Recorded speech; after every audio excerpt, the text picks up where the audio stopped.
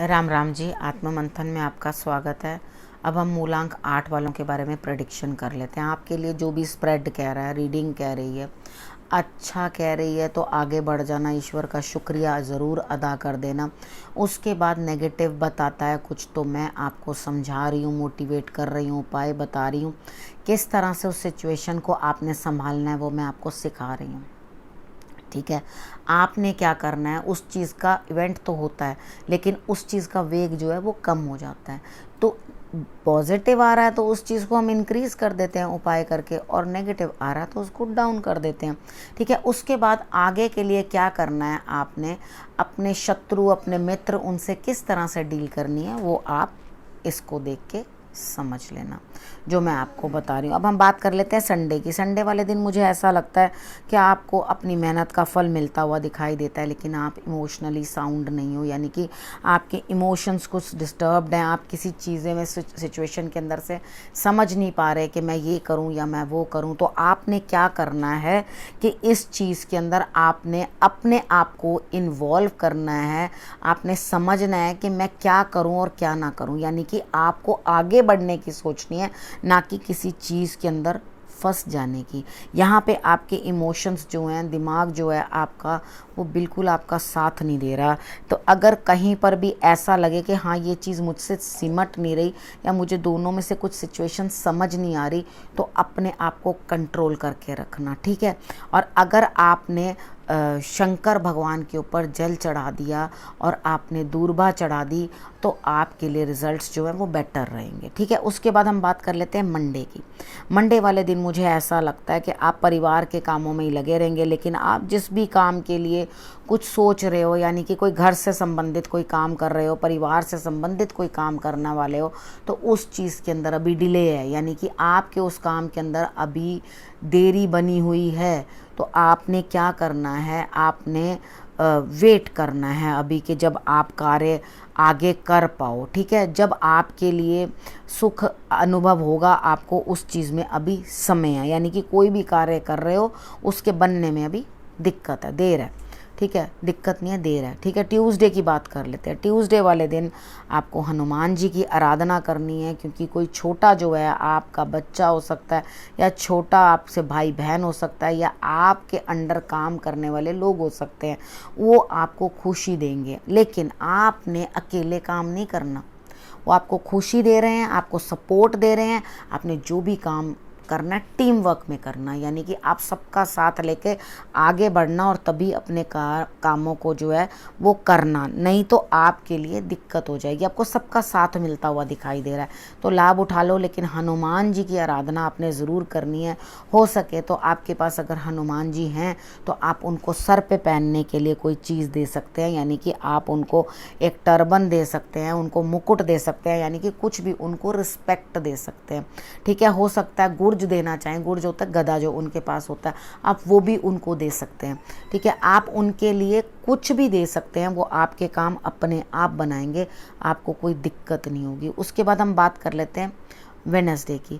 Wednesday वाले दिन मुझे ऐसा लगता है कि आपको कहीं जाना पड़ेगा, कॉल आएगी, आपको जाना पड़ेगा और आपको लाभ लेना होगा, यानी कि लाभ पूरा नहीं मिलेगा, आपको 50% लाभ मिलने वाला है। आप सोचो कि मुझे 100% लाभ मिल जाएगा, आपको 100% लाभ नहीं मिलेगा, आपको 50% मिलेगा। लेकिन उस चीज़ की शुरुआत जो है आपके लिए हो जाएगी कि आपको लाभ मिले। ठीक है, तो आप जहाँ पर भी जा रहे हो, जाने से पहले हनुमान चालीसा का पाठ जरूर कर लेना, ताकि आपके लिए रिजल्ट्स बेटर आएँ। मॉर्निंग के अंदर सूर्य की आराधना करना और फिर अपने कार्य को शुरू करना।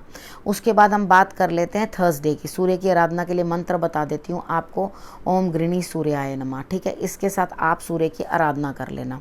उसके बाद थर्सडे की बात कर लेते हैं। थर्सडे वाले दिन मुझे ऐसा लगता है कि आपका किसी से झगड़ा हो सकता है, आपका पार्टनर भी हो सकता है, जीवन साथी भी हो सकता है।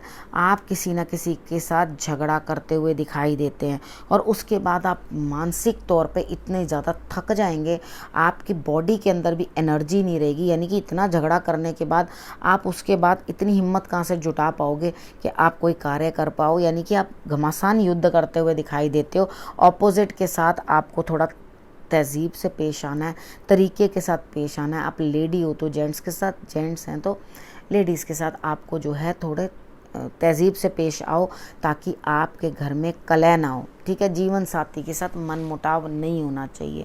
ठीक है, आप कुछ भी अच्छा सा फ्लावर पॉट जो है जिसके अंदर खूब सारे फ्लावर्स हों या फ्रूट्स हों, वो आप साउथ ईस्ट डायरेक्शन में रख देना।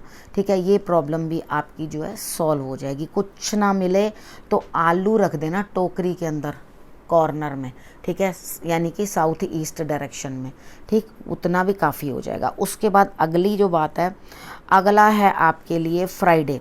फ्राइडे वाले दिन अब आपको अच्छा नहीं लग रहा, आपका मन नहीं है, आप बेड से ही उठना नहीं चाह रहे, यानी कि आपको दिक्कत महसूस हो रही है या तबीयत अंदर से ठीक नहीं है या नेगेटिव आपको दिखाई दे रहा है, लेकिन फ़िक्र ना करो, ये 1-1.5 दिन का ही, मतलब 1 और आधे दिन का ही कुछ वो आपको होगा, और उसके बाद आपके लिए जो है सिचुएशन नॉर्मल होने लग जाएगी, यानी कि चेंज आने लगेगा लाइफ के अंदर।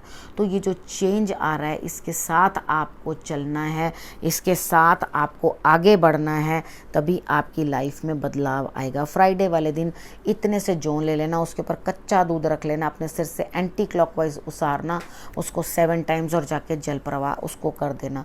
अगर आप इतना कर दोगे, रिजल्ट्स बेटर आएंगे। उसके बाद जहाँ सो रहे हो अपनी डायरेक्शन चेंज करो, देखो कि आपको कोई नेगेटिविटी या बीम वगैरह के नीचे तो नहीं आप सो रहे हो। तो ये चीज़ें आप जो है चेक कर लेना, या आपके बेड बॉक्स के अंदर तो कुछ नहीं है, इतना चेक कर लेना, फिर आपके लिए रिजल्ट्स जो हैं ओके हो जाएंगे। उसके बाद हम बात कर लेते हैं सैटरडे की। सैटरडे वाले दिन आप किसी से बातचीत करते हुए दिखाई देते हो, यानी कि बहस नहीं, ठीक है, नॉर्मल बातचीत करते हुए दिखाई देते हो, जो कि एक इंटेलिजेंट टॉक होगी, यानी कि समझदारी भरी बात होगी, जिसके अंदर से कोई रिजल्ट निकले।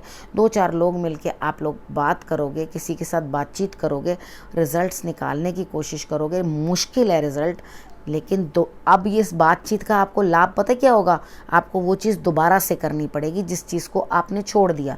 यानी कि किसी चीज़ में आप असफल रहे, इस बातचीत के बाद आपको सफलता लेने के लिए दोबारा से ज़ीरो से स्टार्ट करना होगा, यानी कि डू इट अगेन। ठीक है, correction work, do it again, दोबारा करो उस काम को। तो ये चीज़ें जो हैं आपको संभलनी है। अब ये डू इट अगेन वाले प्रोसेस के अंदर आपकी जीत बाद में ज़रूर होगी, यानी कि जब आप नए तरीके से उसको करोगे तो डेफिनेटली एक नई चीज़ बनाकर लेकर आप सामने आओगे। उसके बाद सैटरडे तक की आपको मैंने प्रेडिक्शन बता दी। अब आपने अपना ध्यान रखना है, अपने परिवार का ध्यान रखना है, और उसके बाद अगले हफ्ते फिर से आपसे मिलती हूँ। तब तक के लिए नमस्कार।